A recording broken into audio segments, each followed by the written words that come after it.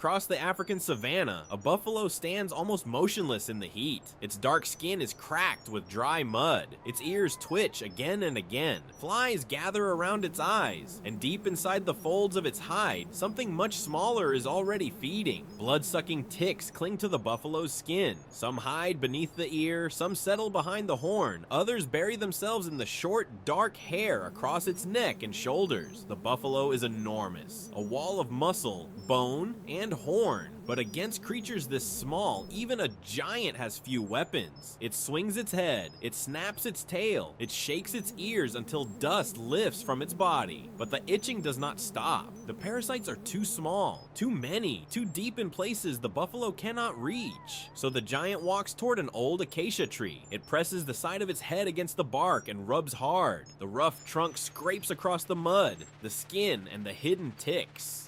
For a moment there is relief. Then the irritation returns.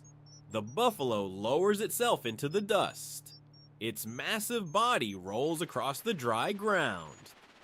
A cloud rises around it. Dust coats the skin like temporary armor, but even this is not enough. Deep in the ear folds, near the eyes, and under the heavy horn base, the tiny parasites remain. Then, from the branches above, movement begins. A small brown bird watches the buffalo. Its eyes are bright, its bill is red, and it is looking at the giant not with fear, but with hunger. This is a red-billed oxpecker. To most birds, the buffalo would be a danger. One stomp could crush it. One sudden toss of the head could throw it into the dust. But the oxpecker sees something else. Food.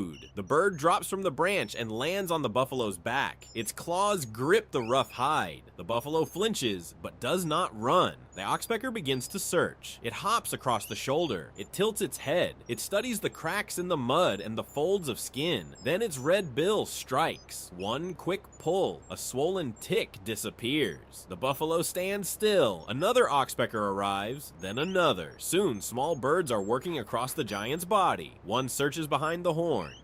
One moves along the neck. One leans toward the ear, where the skin is softer and the danger is greater. For the birds, this is a feast. For the buffalo, it may be relief. Every tick removed means one less bite, one less irritation, one less tiny thief draining blood from the body of a giant. But this partnership is not completely peaceful. The oxpeckers do not work gently because they love the buffalo. They work because the buffalo carries what they need. Sometimes their sharp bills help. Sometimes they irritate the skin. And if there is an open wound, an oxpecker may be interested in more than parasites. Nature is rarely simple. The buffalo twitches its ear. One bird jumps back. Another keeps working. A sudden shake of the head sends the flock into the air. For a moment, the sky fills with wings. The buffalo snorts. Dust falls from its face. Silence returns, but the relief does not last. The flies come back first. Then the itching begins again. The ear twitches. The tail lashes. The muscles along the shoulder ripple beneath the skin, and the oxpeckers are still nearby.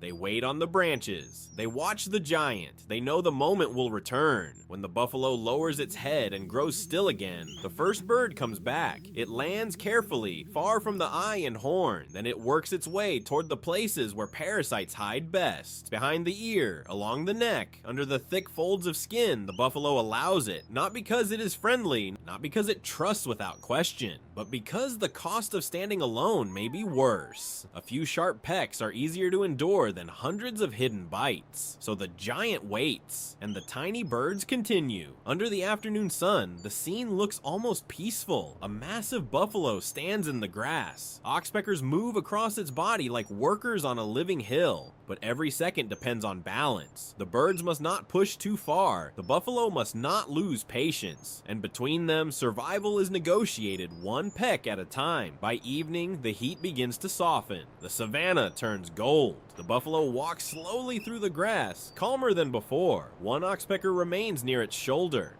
Another rides close to the horn. Their red bills flash in the fading light. Tomorrow the ticks will still be waiting. The flies will return. The dust will rise again. And the buffalo will still be too large to reach the smallest enemies on its own. So the birds will come back. Not as friends, not as servants, but as part of a strange agreement written into the life of the savanna. The giant carries the problem. The tiny bird finds the meal. And somewhere between pain and relief, both survive.